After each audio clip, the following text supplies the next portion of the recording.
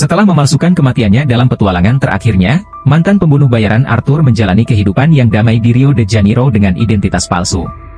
Suatu sore saat dia sedang menikmati waktunya di restoran yang bagus, Arthur didekati oleh Renee, yang memiliki bukti siapa dia sebenarnya. Dia mewakili pria berkuasa yang ingin mempekerjakan Arthur untuk membunuh 3 musuh dan membuatnya tampak seperti kecelakaan. Jika dia menolak tawaran tersebut, bosnya akan memberitahu penjahat bahwa Arthur masih hidup. Arthur berpura-pura perlu menelepon dan mengeluarkan ponselnya. Namun sebenarnya dia menggunakannya untuk mengambil foto Renee.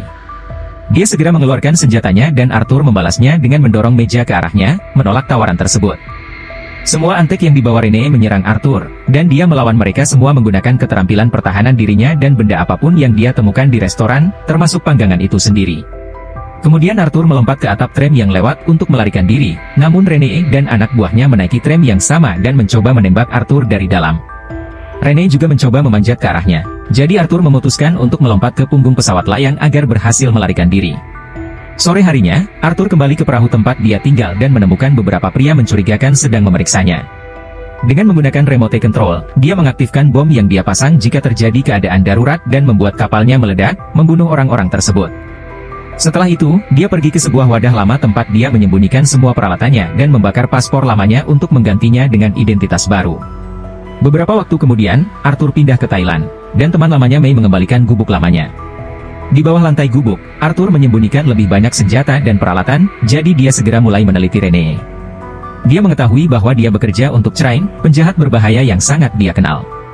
Keesokan harinya, seorang wanita bernama Gina datang ke tempat Mei untuk meminta beberapa perlengkapan P3K.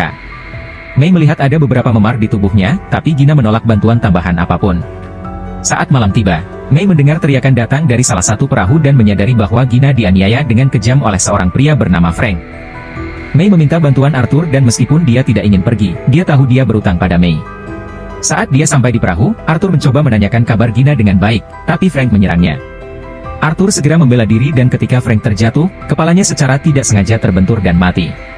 Ketika Gina melihat mayat itu, dia pingsan, dan Mei juga mendekati perahu untuk membawanya ke pantai. Sementara itu Arthur melihat sekeliling dan menemukan pistol, paspor Gina, dan telepon dengan fotonya sendiri. Lalu Arthur membakar perahunya. Saat Arthur kembali ke gubuk, dia membangunkan Gina dan bertanya apakah dia bekerja untuk Shrine sambil menodongkan pistol ke arahnya.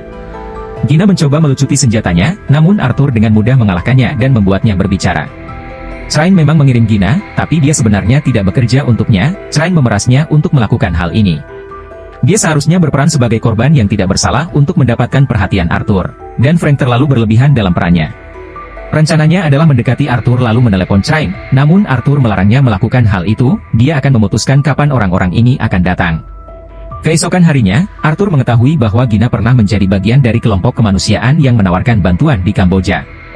Arthur bertanya kepada Gina apa yang dimiliki Shrine padanya, dan Gina menjelaskan bahwa dia mengelola tempat penampungan bagi para korban perdagangan manusia. Beberapa minggu yang lalu, seorang anggota staf menghilang, dan 2 hari kemudian tubuhnya ditinggalkan di depan pintu rumahnya.